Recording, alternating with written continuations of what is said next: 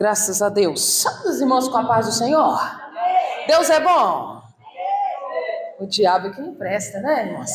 Graças a Deus o Senhor tem cuidado de nós, tem dado graça e tem nos trago até aqui nessa noite para juntos exaltarmos, glorificarmos o nome daquele que era, que é e que há de vir buscar um povo lavado e remido no sangue do Cordeiro. Eu estou me sentindo em casa, irmãos, porque eu sinto a presença do meu Pai aqui. Você está sentindo ele aí? Graças a Deus. Vamos para 2 Reis, capítulo 4. Um texto muito conhecido, mas quando foi nos dado o tema, o Senhor falou grandemente no meu coração acerca deste texto e eu quero compartilhar algumas coisas que o Senhor me deu aqui com essas irmãs. Muito feliz pelo convite, Deus continue abençoando a pastora, todo o corpo ministerial dessa congregação, né? A amada, né? A minha amada do sacolão. Que Deus continue abençoando poderosamente e ricamente este lugar. Todos encontraram? 2 Reis, capítulo de número 4. Diz assim os lábios do Senhor Yahvé. E uma mulher das mulheres dos filhos dos profetas clamou a Eliseu dizendo: meu marido teu servo morreu e tu sabes que teu servo temia o Senhor e veio o credor a levar-me os meus 2 filhos para serem servos. E Eliseu lhe disse: que te hei de eu fazer? Declara-me o que é que tens em casa.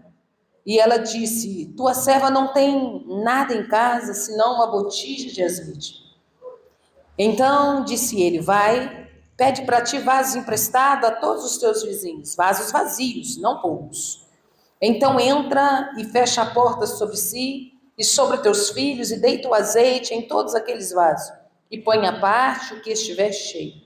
Partiu, pois, dele e fechou a porta sobre si e sobre os seus filhos. E ele lhes trazia os vasos e ela os enchia. E sucedeu que, cheio que foram os vasos, disse a seus filhos: traz-me ainda um vaso. Porém ele lhe disse: não há mais vaso nenhum. Então o azeite parou. Então veio ela e o fez saber ao homem de Deus e disse: vai, vende o azeite e paga a tua dívida, e tu e teus filhos vivei do resto. Pai, nós te louvamos nessa noite. Sei que os teus filhos já oraram, já clamaram, mas foi no meio de um povo tal como este que eu aprendi que quanto mais clamarmos, mais poder adquirimos do teu Espírito. É por isso que mais uma vez, Pai, nós aqui na tua presença, invocamos a beleza da tua santidade.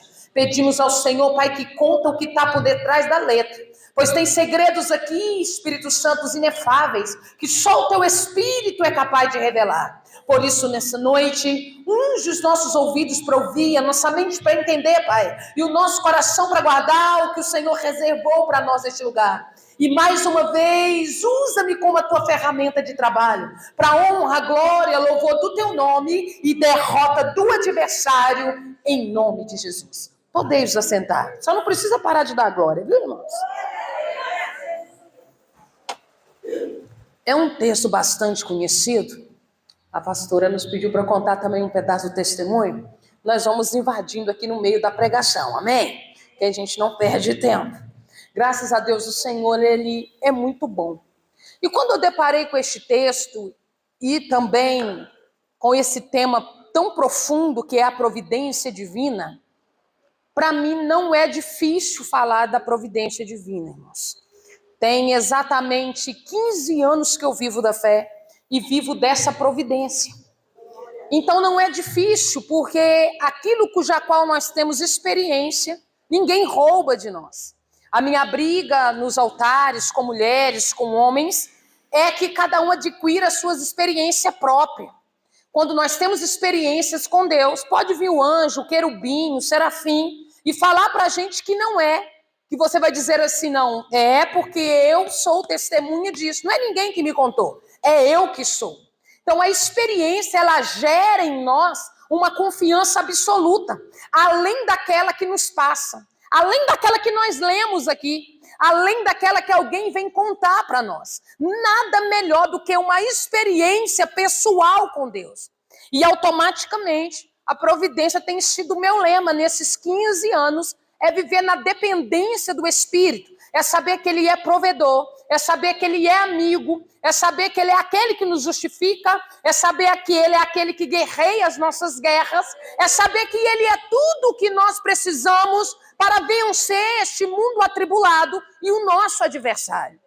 Mas quando eu deparo com este texto, eu fico feliz lendo isso aqui, porque eu vejo o cuidado de Deus para com a nossa geração. O cuidado de Deus, mesmo depois que alguém morre, mesmo depois que alguém é ceifado, o Senhor continua fiel para aquela pessoa que foi fiel a Ele. Quando nós lemos o texto não traz o nome do marido dessa mulher. Mas quando nós fazemos alguns estudos seculares, quando nós lemos ali as obras de Flávio Joséfo, a gente descobre que tem um índice muito forte, que este marido aqui, ele é o Obadias. Aquele homem que esconde 100 profetas. Quando Jezabel manda matar todo mundo, quando está todo mundo matando os profetas, quando há uma guerra, este homem ele se dispõe, mesmo sendo copeiro do rei, mesmo trabalhando ali num cargo de tamanha responsabilidade, a voz do Senhor e o cuidado que Ele tem com as coisas de Deus se torna muito maior. Maior ainda do que a sua cabeça sendo colocada numa forca. O que este homem está fazendo? Ele esconde de 50 em 50 em cavernas e você sabe disso. Aí o historiador, Flávio Joséfo, ele vai contar para nós que o que ele fazia? Ele ia na padaria, pegava pão para poder sustentar esses homens. Ele não podia simplesmente tirar do palácio, senão ele seria descoberto. Então ele ia, pegava com o mercador aquilo que ele necessitava para sustentar esses homens. E depois ele voltava e pagava direitinho. Porém, a Bíblia vai dizer para nós que este homem morre. Ninguém sabe o dia, ninguém sabe a hora. Então, ele está andando certinho, ele não é um homem errado. Ele não deixou a família dele em apuros e veio essa providência toda porque ele era qualquer homem. A mulher dele dá testemunho dizendo que ele era um homem de Deus, que ele era um profeta da casa do Senhor. E ele faz tudo isso para quê? Para guardar os profetas. Para quê? Para guardar o nome do Senhor. Para quê? Para que o nome do Senhor seja glorificado. E quando ele está fazendo tudo isso, ele morre. E ele morre e deixa uma dívida. E ele não deixa uma dívida pequena. Uma vez que eu creio que não é fácil. Você tem uma casa de 4, 6 pessoas. No mundo de hoje, tá difícil ou não tá? Aí você imagina sustentar a sua casa e ainda mais 100 pessoas. Então ele vai deixar uma dívida bem grande. E quando ele deixa essa dívida, a Bíblia diz que os credores vêm atrás da dívida. Porque eles querem receber. Ele não quer saber se morreu, não quer saber se está doente. Eles querem o dinheiro deles. E quando eles chegam na casa, eles batem a porta e a esposa vem receber. Talvez nem sabendo, porque era um segredo muito valioso que não era para ser contado. E eles falam, olha, nós temos X valor para receber na sua mão. Quando você pega o longo da história, é um tempo que ela tem para pagar a dívida, é no máximo 36 horas. É muito pouco. Uma dívida muito alta não se paga assim. Ela tem um período, ela tem um tempo muito curto para pagar um valor cuja qual ela não tem. E eles vão deixar bem claro para ela. Você sabe o que a lei diz? A lei vai dizer assim que se você não nos pagar, nós podemos levar os seus filhos. Eles sabem que ela tem 2 filhos. Isso não é interessante, irmãos? Eles sabem que ela tem 2 filhos. Aí ela olha e fala, olha, nós vamos levar, não é um não, nós vamos levar os seus 2 filhos cativos, escravos, para que venha ser cumprida, para que venha ser paga essa dívida. Dá para entrar em pânico, dá para entrar em desespero, dá para arrancar o cabelo da cabeça, dá para sair correndo pedindo socorro. Dá. Mas eu só vejo em desespero quem não confia na palavra, irmãos. Você não vai ver um homem, uma mulher que confia na palavra em desespero. Preocupado? Sim. De repente vem aquela ansiedade? Sim. Vem, de repente, um medo? Sim. Mas desesperado, batendo cabeça, é porque esqueceu da Bíblia Sagrada. Quando nós esquecemos a palavra, nós temos maior facilidade de nos desesperar. Temos maior facilidade de sair gritando, temos maior facilidade de sair correndo. perdendo coisas, metendo os pés pela mão, porque esquecemos da palavra e da vontade cuja qual Deus tem para a nossa vida.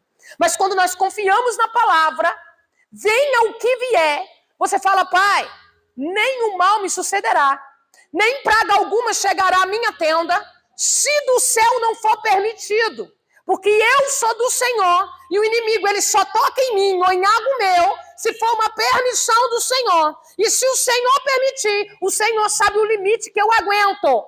E quando o Senhor vê que eu não aguento, eu sei que a tua mão poderosa vai me sustentar. Eu não sei como, também eu não sei onde, mas eu sei que o Senhor pode.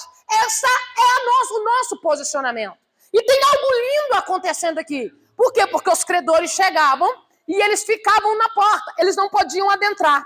Quando é que eles adentravam? Eles adentravam quando chegava o dia dele pegar aqueles cuja qual seria escravo. Então, peraí, os credores não vão embora? Não, eles não vão embora. Eles ficam lá na porta. Porém, tem algo lindo acontecendo aqui. O quê? Eles estão na porta, mas eles não bloqueiam a passagem. Eles não entram. Quando eles não entram, o Senhor está dizendo que toda batalha, toda luta tem um limite. Tem um limite para o credor. E qual que é o limite dele? Até na porta, daqui ele não passa. Não sei se você está começando a entender, mas tem um limite. A Bíblia diz que aqueles homens estavam no barco e o barco ia enchendo. Quando eu leio a palavra enchendo, isso significa que o barco ainda não está cheio. E o que isso significa? Limite. Sabe o que está acontecendo? Deus sabe o seu limite. Está enchendo, mas não transbordou ainda. Isso significa que você ainda aguenta. Isso significa que você ainda dá conta, porque Ele não dá luta. Ele não traz vento maior do que você possa suportar.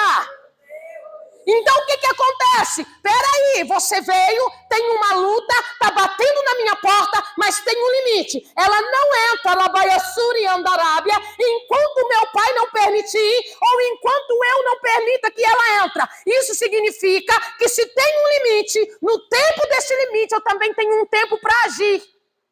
Eu estou com os credores na porta, mas isso não me limita. Eu estou com uma dificuldade na minha vida, mas isso não me limita. Por que não limita? Porque eles estão na porta, mas eles não estão bloqueando o caminho. Se eles não estão bloqueando o caminho, então eu vou buscar. Buscar aonde? Buscar de quem pode. Eu vou atrás de quem pode fazer alguma coisa por mim. Eu vou me levantar, vou virar pro canto, vou chorar. Agora eu estou deprimida, estou caída, vai levar meus filhos. Peraí, vai, não levou. O termo vai não significa que já levou, não levou ainda. Ah, mas espera aí, mas o meu filho, eu acho que ele vai morrer. Ele está aí jurado de morte. Ele está jurado de morte, minha irmã, mas ele ainda não morreu. Ah, mas o meu marido está bebendo, daqui a pouco ele vai dar uma cirrose. Daqui a pouco é muito tempo, ele ainda não deu. Isso significa que ainda tem tempo para ação. Isso significa que chegou a hora de você levantar, sair da zona de conforto, tomar um posicionamento e ir atrás dessa vitória. E o que ela faz? Eles estão em pé na porta, mas ela passa por eles. Depois ela fala com os filhos: fica aí, que eu preciso ir ali. Os credores não me bloqueiam. Os credores não é meu limite. O inimigo não é limite para mim. Porque eu tenho um Deus todo-poderoso que trabalha para aquele que nele espera. Então, peraí, o Senhor é comigo, Pai? Sim, eu sou. E como é que você sabe que Ele é, irmã Ana Paula? Sim, eu sei. Porque a palavra diz: eis que estou convosco todos os dias. Isso para mim é o suficiente. Eis que estou convosco todos os dias. Se Ele está comigo todos os dias, então Ele está comigo aqui agora. Se Ele está comigo aqui agora, quem está em pé na minha porta não é suficiente para me barrar. Por quê? Porque se Ele é comigo, eu passo pelo meio do esquadrão e eu salto uma muralha. Mas eu chego onde eu preciso chegar. Então levanta. Tem lutas que é bloqueada na nossa vida por falta de atitude. Mas quando nós tomamos atitude, a tendência dessa luta é ficar menor do que aquilo que os nossos olhos conseguem imaginar. E quando ela chega até o homem de Deus, qual que é a batalha? Ela vai olhar para o homem de Deus e vai falar para ele: você sabe quem era o meu marido? E você sabe que ele morreu. E agora os credores estão lá na porta da minha casa e eles querem levar meus 2 filhos. Eu não tenho como pagar a dívida que ele deixou. E eu vejo um Deus no trono falando assim: ele trabalhou, foi para mim? Ele estava guardando, eram os meus. Eu cheguei aqui exatamente na hora que a pastora estava falando. Ele estava lavando a minha igreja. Era o banheiro lá da minha casa que ele estava lavando? Não, peraí. Era a cantina da minha igreja que ele fazia? Deixa comigo que eu vou agir. Peraí. Você não está de toda sozinha, não. Eu sou fiel. Eu sou justo. Aí ela olha para o profeta e fala para ele, e agora? O que eu vou fazer? E o profeta, na qualidade humana, ele vai responder para ela assim, ué, o que eu posso fazer por você? Não dá para chegar aqui diante dos pastores da congregação, eu não sei se vocês têm, talvez vocês tenham, eu vou falar num método que não tem, e falar, eu preciso de 1 milhão para amanhã. Talvez tenha alguém aqui que tenha. Mas às vezes o pastor vai falar, irmã, nós vamos ter que orar, porque esse valor é muito alto, eu não tenho esse valor.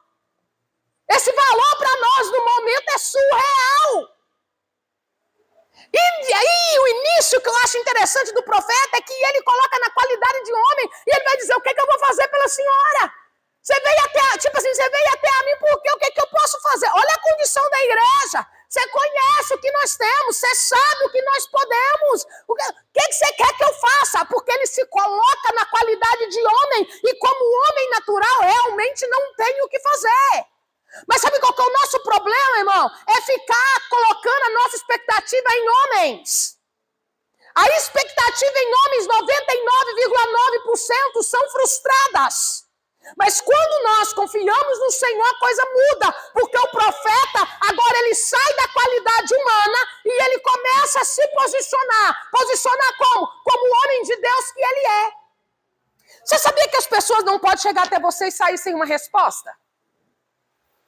Que isso, Ana Paula? A pessoa me pede R$1.000, eu não tenho, eu vou falar para ela o quê? Você vai falar para ela assim, vamos clamar porque Deus vai prover. Eu não tenho, mas eu conheço um Deus que faz caixa eletrônico ser peixe. Eu conheço um Deus que faz jorrar água da rocha. Eu não tenho não, mas a Bíblia diz, clama a mim e responder-te-ei. Pedi, dá-se-vos-á. Eu não tenho, eu não posso, mas eu conheço um que tem e também eu conheço um que pode. Você não pode deixar sair. Ai, irmã, se eu pudesse eu te ajudar. Não, eu posso te ajudar. Eu não tenho valor para te dar, mas eu tenho 2 joelhos que se dobram. E tá para nascer uma dificuldade que fica de pé diante de 2 joelhos que se dobram. E a Bíblia diz que o que 2 concordar na terra acerca de algo, minha irmã, ele concordaria no céu. Então agora nós vamos fazer prova dessa palavra. Nós vamos concordar e o Senhor vai nos enviar socorro. Você quer ver? Não é esse o testemunho não, mas você quer ver? Mês passado, meu esposo, ele é diabético. Ainda. Mana Paula, por quê? Porque o ainda significa que daqui a pouco ele não vai ser mais. Ainda. Então, o que acontece? E nisso abriu uma bolha no joelho. Nós começamos um culto doméstico, uma campanha de culto doméstico na nossa casa. E abriu uma bolha no joelho dele. E os médicos foram todos preocupados, isso aí não vai fechar. E a vizinha, crente, chega na minha casa, vê aquela bola e fala para ela, nossa, você vai amputar a perna. Falei para ele, não guarda essa palavra, porque Deus tem um propósito nessa perna.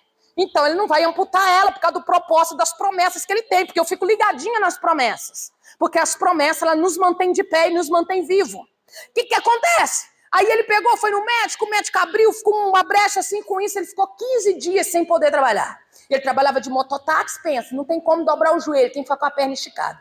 Nesses 15 dias, o meu aluguel está correndo. A compra precisa ser paga, é ou não é? Tem coisas acontecendo, tem que cobrir. Porém, quando chega no final dos 15 dias, Deus abre uma porta, ele começa a trabalhar de porteiro lá no Sion. Quando ele começou a trabalhar, aí não vem aquele salário completo, porque são só dias. E o aluguel para pagar? E a compra para fazer? E a escola? Como é que funciona tudo isso, irmã Ana Paula? Funciona no joelho, irmã. Aí ele olha para mim e fala, e agora? Nós nunca atrasamos um aluguel, nós vamos atrasar pela primeira vez. Eu falei, nunca atrasei, vou continuar não atrasando. Mas amanhã, eu falei, amanhã é muita coisa para Deus agir, vamos viver o hoje. Eu não aprendi a viver o amanhã, porque o amanhã não existe, então nós vamos viver esse agora. Fomos pro culto, fui pregar num culto e tal, ele ainda brincou comigo, quem sabe você não ganha um aluguel de oferta. Eu falei, Jesus, você é muito crente, ainda brinquei, falei, você é crente mesmo. Mas tudo pode, posso todas as coisas naquele que me fortalece, mas vamos adorar o Senhor, que é isso que importa. Irmãos, e não é que nós ganhamos mesmo nessa igreja? Eles te deram oferta? Não. Deus usou o irmão e falou conosco assim: hoje o Senhor vai surpreender o vosso coração. Hoje, não é amanhã. Quando entramos em casa, recebo uma ligação e a pessoa falou comigo assim: olha, eu estou tentando fazer um depósito para você e não estou conseguindo. Me passa aí seu Pix, porque pelo depósito eu não consegui. Passei o Pix, a pessoa ela falou assim: é só um valor simbólico, R$1.000. Não tinha deitado ainda. Recebo outra ligação. Posso falar com seu esposo? Eu falei, pode. E um colega dele que está lá nos Estados Unidos falou assim: olha, eu estava orando por você e Deus mandou eu te abençoar. Quanto que é seu aluguel? Deus mandou eu pagar o seu aluguel este mês. Sabe quanto que foi isso, irmão? Este mês que nós estamos vivendo. Porque o mesmo Deus que fez ontem, Ele faz hoje. Aí Ele não manda só o aluguel. Por quê? Porque Ele sabe que tem comida, Ele sabe que tem escola. Você está entendendo? Irmã Ana Paula, você é doida? Não, eu não sou. Me chamam de doida por aí, mas eu sou crente, irmãos. E de gente de Apocalipse, você não conhece um crente normal. Não tem ninguém normal aqui dentro da Bíblia Sagrada. Então não tem por que eu ser. Quando eu falei na minha congregação, que a gente tem que falar da nossa. Quando eu falei na minha congregação, eu vou colocar minha filha na escola tal. Todo mundo olhou pra minha cara. Marido desempregado, mulher não trabalha há 15 anos e vai colocar a menina numa escola particular. Não é escola particular. É uma escola de ensino bíblico que eu queria. Numa base cristã que eu queria. E eu falei para Deus, eu posso fazer as coisas que fortalecem. Eu vou lá, faço a inscrição e o Senhor paga. Porque eu tenho que fazer aquilo que eu posso, irmãs. Deus não vai fazer aquilo, Rabaiassúria, que eu posso fazer. Você viu quando o Senhor manda chamar o cego de Jericó? Eu perguntei, Senhor, por que o Senhor chamou ele? Por que o senhor não foi lá? Porque é normal, quando um cego chama a gente, o que você faz? Você vai até ele. Quando alguém deficiente te chama, o que você faz? Você vai até ele. E por que Jesus não foi? Sabe o que ele falou comigo? Porque eu sou o Deus do impossível. E eu falei, pai, mas eu sei disso, mas por que o senhor não foi? Aí ele falou para mim, porque eu não faço aquilo que o homem pode fazer. Dentro da dificuldade dele, eu mandei 2 discípulos. A dificuldade dele era me ver. Ele só não via, mas ele andava e andava muito bem. Então ele podia muito bem andar até a mim. Não sei se você está entendendo. Talvez você está esperando uma providência de Deus, que eu sinto muito de dizer que ela não vai vir. E por que ela não vai vir? Porque de repente é coisa para você ir lá pegar, tomar posse, buscar. Ele não vai fazer aquilo que é para mim e para você fazer, minha irmã. Não vai, meu irmão. Ai, Ana Paula, meu sonho é fazer direito. Glória a Deus, e não está fazendo por quê? Porque eu não tenho uma condição financeira. Já fez o Enem? Já fez a inscrição em alguma faculdade? Ah, é porque eu estou esperando Deus prover. Ele não vai prover, minha irmã. Vai lá e faz a inscrição. Eu só tenho dinheiro para pagar a inscrição, então eu vou lá e pago a inscrição daquela escola. E como é que eu vou pagar as mensalidades? As mensalidades são mensais. A mensalidade é durante o ano. Você tem 5, 4, 6 anos para pagar isso. Você vai pensar no longo prazo ou você vai pensar no hoje? Como é que você acha que eu estudei? Pagando só a inscrição. E o resto, Deus proverá para si o cordeiro. Você precisa crer no Deus que você serve quando você dá o primeiro passo. Então você faz aquilo que é possível para você fazer. Você tem que fazer. Então daqui a pouco você está falando, aquela igreja, aquela campanha, aquele culto de mulher, aquilo não valeu nada na minha vida. Por quê? Porque falta uma atitude. Vai lá e faz a inscrição. E quem responsabiliza para pagar a mensalidade? Aquele que pode pagar. Eu não posso. Eu faço até onde eu posso fazer. O que eu fiz? Eu fui na escola e matriculei a minha filha. O que eu tinha na época? Só o dinheiro da matrícula. E o restante das mensalidades? Nem um centavo. E como é que vai ficar esse negócio? Eu não sei. Eu só sei que eu fiz aquilo que eu podia. E aquilo que você não pode, Deus faz. Aí como é que começou a acontecer? Alguém me liga e fala, fiz um depósito para você. Quando? Dia 19... Dia 22 de janeiro, a menina já ia estudar dia 8, não tinha nada pago ainda, não tinha um material comprado. Aí alguém liga e fala assim, eu fiz um depósito. Qual depósito que ela fez? Do material, do uniforme e da primeira mensalidade. Não sei se você está entendendo, ei, desperta, sai desse banco, toma uma atitude, reaja. Mulheres corajosas, homem corajoso, põe-te de pé, porque o Senhor quer falar contigo, Rabaiassúria. Aí eu testemunhei. Quando eu testemunhei na congregação, que eu desci do altar, a irmã falou para mim assim, como é que você vai fazer com a mensalidade de março? Tem cristão que é desanimante, irmão. Eu estou entrando em fevereiro, nem pus a minha na escola, a irmã está perguntando como é que eu vou fazer com março. Esse é o seu problema. Ei, crente, você não entrou em maio ainda não, você está em abril. Arabandoura, Baiassuri, Andarábia. Deixa que de maio cuida o Senhor. Viva hoje. Sabe qual que é a minha conversa com Deus? Se o Senhor vai pagar minhas contas esse mês, não me dá o dinheiro antecipado da data da conta. Porque se eu precisar de comer um churrasco, eu vou comer um churrasco com o dinheiro que o Senhor me deu. Porque eu não vou esperar dia 10 para pagar uma conta com vontade de comer um churrasco hoje. Mana Paula, isso é irresponsabilidade. Pastora, você me perdoa, se é irresponsabilidade eu não sei. Mas Deus tem cuidado de mim assim. Arabandou, Xanagassuri, Andarábia. Você precisa crer mais no Deus que você serve. Você precisa confiar naquele que te prometeu. Você está entendendo? Peraí, eu tenho algo para fazer aqui na sua vida. O que é para fazer? Eu tenho uma palavra para você. O quê? Vai, pega vasos emprestados. Vasos vazios, viu? Mas não pega pouco, não. Sabe qual é a coisa que marca aqui? A quantidade dos vasos marca. Mas tem uma coisa mais profunda do que a quantidade dos vasos. O quê? Todos os vizinhos. Isso é muito sério. O problema não é os vasos, irmão. O problema é todos os vizinhos. Porque para mim pegar coisa emprestada com alguém, eu tenho que estar de bem com aquela pessoa, sim ou não? Sabe o que o Senhor está falando aqui? Você quer uma provisão? Você quer uma bênção? Você tem que estar de bem dos vizinhos.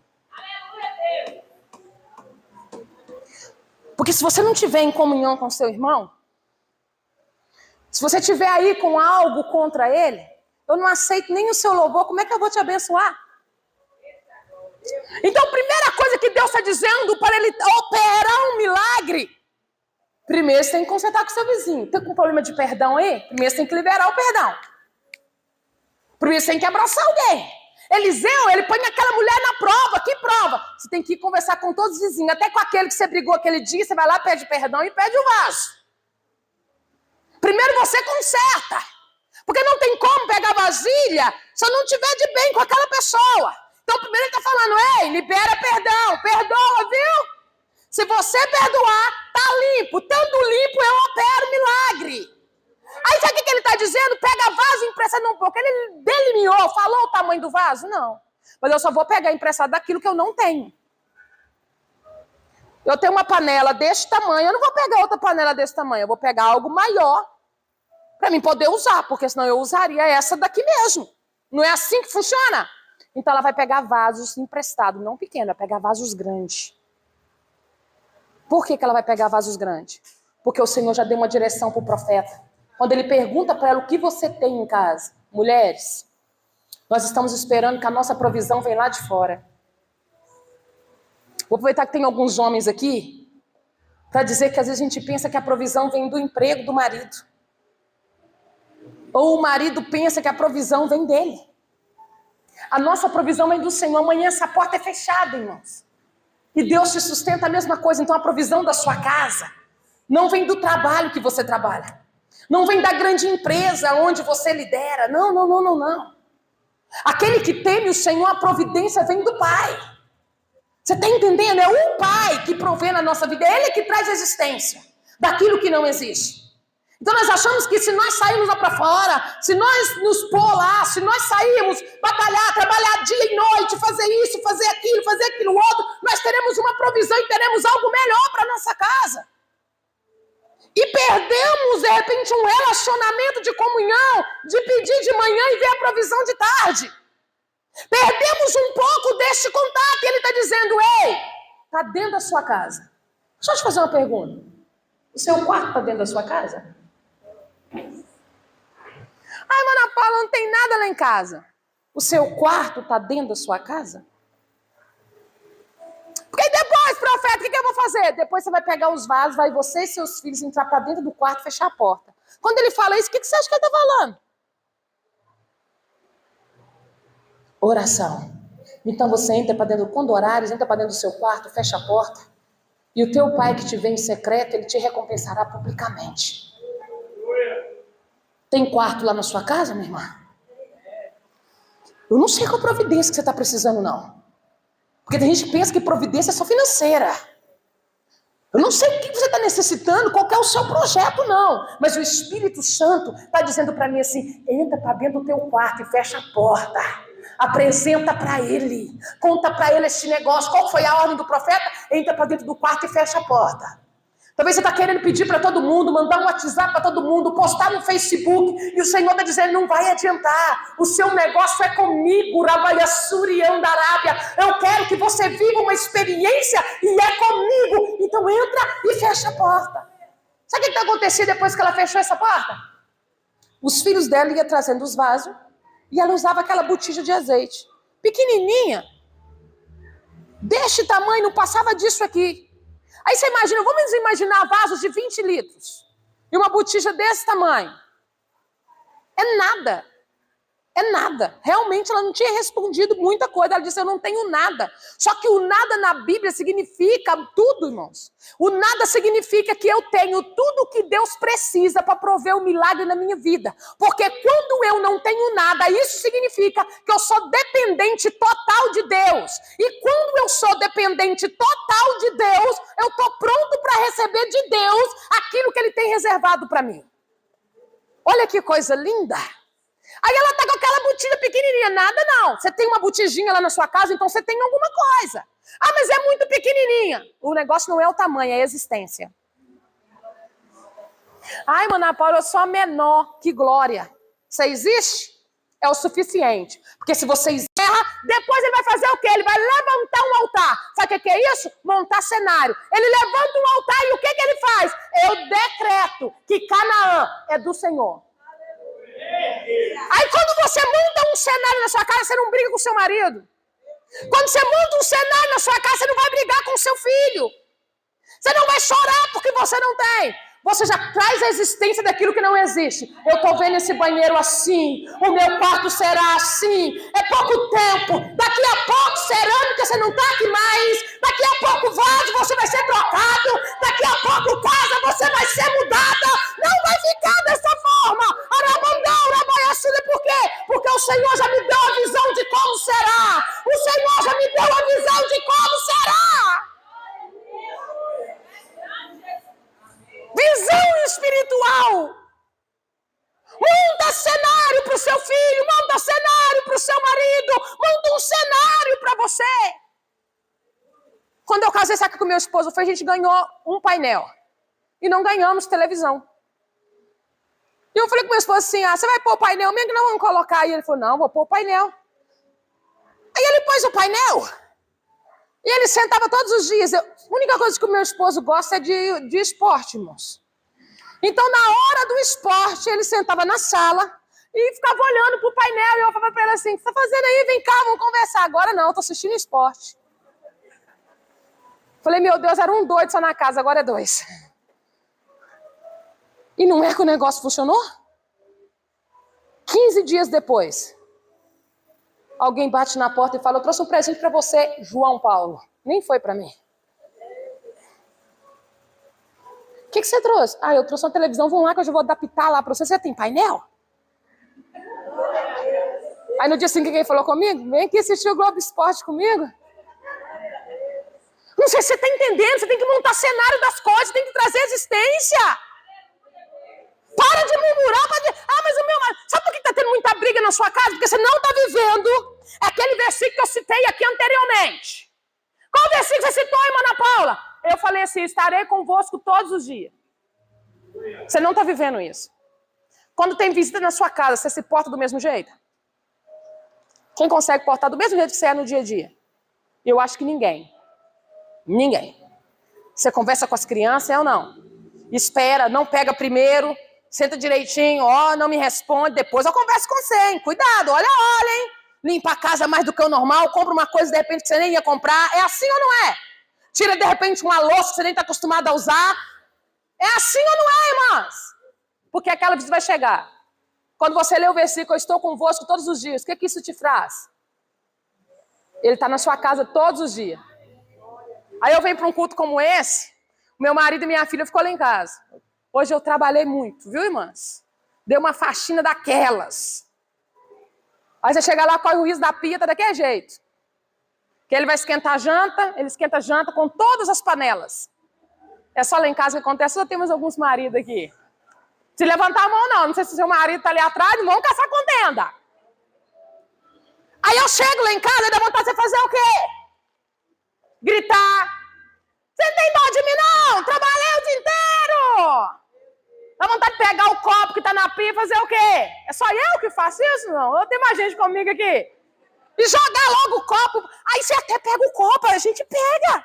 Mas quando você vai jogar, o que acontece? Eis que estarei convosco todos os dias. Aí você fala, oi, Senhor, o Senhor tá aí, né? Eu vou beber uma água aqui com esse copo. Não tem briga, irmãos. E assim pro meu marido tá funcionando a mesma coisa. Ele até queria falar, ele até queria brigar, mas quando tem visita em casa, ele está lá na sua casa, pode conversar com ele. Ele está lá na sua casa, pode contar para ele. Ele está lá na sua casa, leva ele lá no seu banheiro, mostra para ele, fala que você não está gostando. Para de ser Raquel, irmão. Me dá filho, senão eu morro. Me dá filho, senão eu morro. Jacó não tem poder para dar filho a ninguém. Acorda, não é o marido, não é o filho, não é o salário que você ganha. É particularidade do céu, é milagre de Deus. Provisão não se explica, provisão vive. Traz mais um vaso aí, meu filho. Ô mãe, acabaram-se os vasos. Aí o que a Bíblia vai dizer? E o azeite? Só cessou, só parou. Por que não está escrito que ele acabou, né? Porque ele não acabou, irmã. Se tiver vaso, tem azeite. Se tiver vaso, tem azeite. Se tiver vaso, tem porta aberta. Se tiver vaso, Rabaiassuri e Andarábia tem alimento. Se tiver vaso, tem cura. Se tiver vaso, tem reconciliação. Se tiver vaso, tem união, tem provisão. O que está faltando não é o azeite. O azeite só está parado, esperando o quê? Um vaso. E é um tanto de vaso aqui nessa noite. E o Espírito Santo dizendo, tem vaso? Tem. Sabe o que o Senhor está querendo aqui? Usa, meu Pai. O que você faz num vale de osso seco? Profetiza. Ah, mas se não acontecer? Ah, irmã. Aí você não está crendo na oração que você faz? Você precisa crer na oração que você faz. Os irmãos estão orando, Pedro está preso, e os irmãos estão fazendo contínua oração. Para quê? Para Pedro ser solto. Porque senão Pedro vai ser morto, decapitado no dia seguinte. E a igreja reúne tudo na casa da irmã Maria. Ou na casa do irmão João Marcos, como você preferir. Está todo mundo orando, pastora. Está acontecendo alguma coisa no lugar que eles estão? Nada. Só um tanto de crente igual eu e você aqui. Fazendo o quê? Orando. Mas aonde eles necessitavam? Deus nem sempre age onde nós estamos.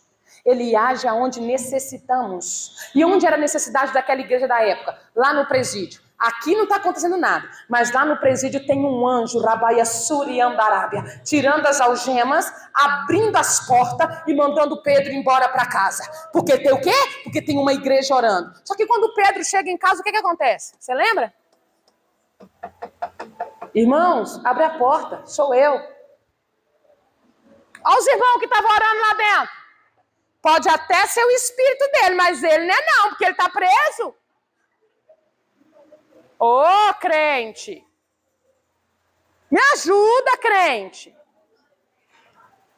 Mas o bom é que ainda tem Rod no nosso meio, Rabaiassuri e Andarábia, para dizer assim, não é ele mesmo, essa voz é dele, vamos abrir a porta para ele entrar. Está cheio de mulheres e homens aqui, com um milagre ali na porta, mas você está com medo de abrir, e o Senhor está dizendo, abre logo essa porta, porque senão Pedro vai embora, e você vai perder aquilo que é seu. Abre, você clamou, você pediu, e eu mandei para tua casa, mandei para tua vida, abre logo essa porta. Ai, andou Xanagassuri, anda, ai, sebe, negábia. Parou, mas não acabou. O que eu faço agora, profeta? Vai na cidade, vende um pouco, paga a sua dívida, e você e seus filhos vivem do resto. Você já estudou sobre o resto de Deus?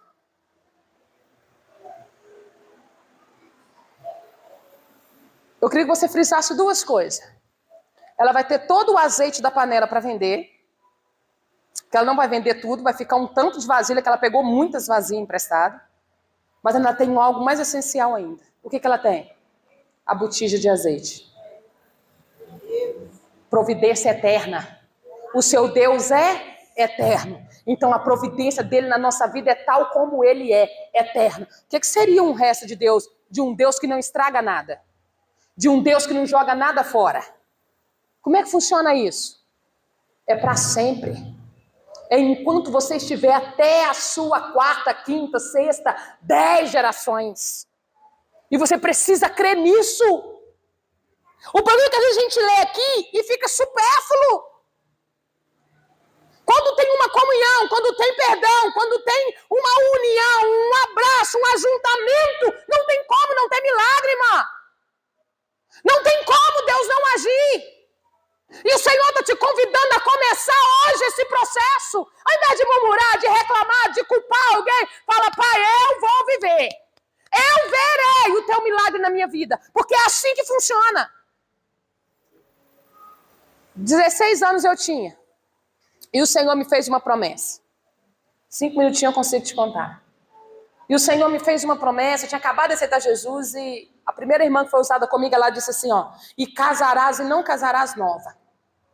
Mas quando tu casar, já está tudo pronto. Qual a palavra que eu tinha que guardar? Está tudo pronto. Os anos passaram, eu só tinha 15 anos e meio e eu fui casar com 34 anos. Você achou que eu tinha uns 28, né? Obrigado, mas não tem não, já passou. Com 34 anos eu conheci meu esposo, namoramos, noivamos e casamos com 6 meses. E quando nós marcamos o nosso casamento, irmãos, porque noivado é um pedido de casamento.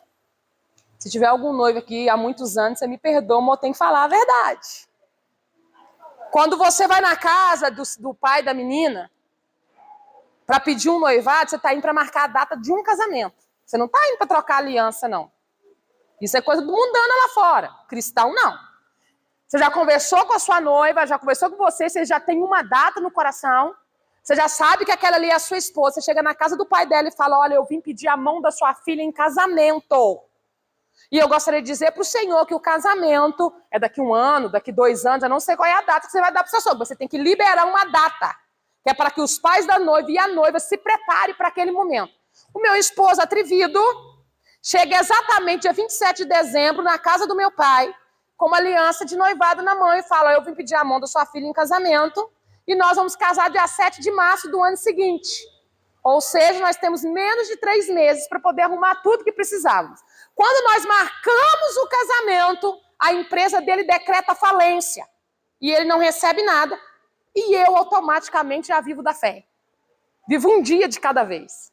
Então, para o mundo, 2 desempregados. Quando nós marcamos o casamento, quando ele me pediu em noivado, naquele dia mesmo eu ganhei todos os convites. E eu até brinco com a irmã até hoje, para que você gastou tanto naquele papel? Porque, irmãos, é um gasto, não fica gastando muito com isso mais. Graças a Deus que hoje é tudo online, né?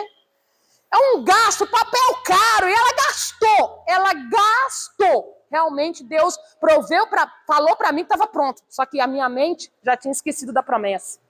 A pior coisa que tem é quando nós esquecemos o Deus que nós temos. O que eu fiz? Ganhamos todo o convite, distribuímos convite, estava feliz, olha, os convites estão aí, vamos distribuir tudo, distribuímos. No dia chegado aproximadamente ali, era dia 22, 23 de fevereiro, nós não tinha nada para casar. Só os convites entregues, só a data marcada. E minha mãe veio e falou para mim assim, filha, desmarca esse casamento, vamos jogar para setembro. Foi muito rápido, irmão, 34 anos, foi muito rápido. Vigia, mãe. 34 anos, achou que foi rápido. Foi muito rápido. Nós jogamos para setembro, a gente tem tempo de colocar as coisas em ordem, porque senão você vai passar vergonha. E ela estava quase me convencendo.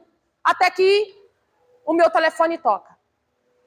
O meu telefone tocou e eu naquela dúvida de desmarcar ou não desmarcar o casamento. Minha mãe está certa, realmente eu não tenho nada. Dia 7 está aí atrás da porta, nós temos 15 dias para casar e não tem nada. Nada, estou falando nada. Aí eu atendi o telefone, alguém do outro lado da linha falou para mim assim, mãe, eu sou um pastor aqui de Manaus, eu não te conheço, mas o Senhor interrompeu minha oração, eu oro de 11 a 1 todos os dias, e me deu seu nome, seu contato, mandou eu ligar para sua casa. Eu tenho um recado para você. Você acredita num Deus que fala? Isso em 2015. Eu tenho um recado para você. Ou melhor, para você e para a pessoa que está do seu lado, a sua mãe, né? Põe no Viva Voz, porque ela precisa ouvir. Pus no Viva Voz, mas cheia de mim, pastora, me sentindo. Aí ele começou a falar comigo, incrédula, por que deixaste de crer? Eu falei, aí o profeta já não servia mais.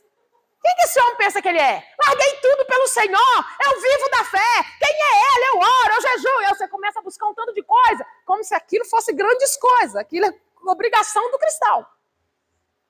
Aí ele pegou e falou comigo assim, você é incrédulo porque o Senhor te prometeu que já estava tudo pronto. E você não foi buscar nada ainda. E eu pensei na minha mente, eu não tenho dinheiro, como é que eu vou buscar? Aí o profeta me respondeu, se está tudo pronto, não precisa de dinheiro. E para a senhora, o casamento da sua filha foi marcado por mim. É dia 7 o casamento dela e é 7 de março. Porque eu sou o Deus que opero tanto em setembro, também opero em março. E te digo mais, porque ela tinha falado assim, talvez nem é esse o marido, nada dá certo.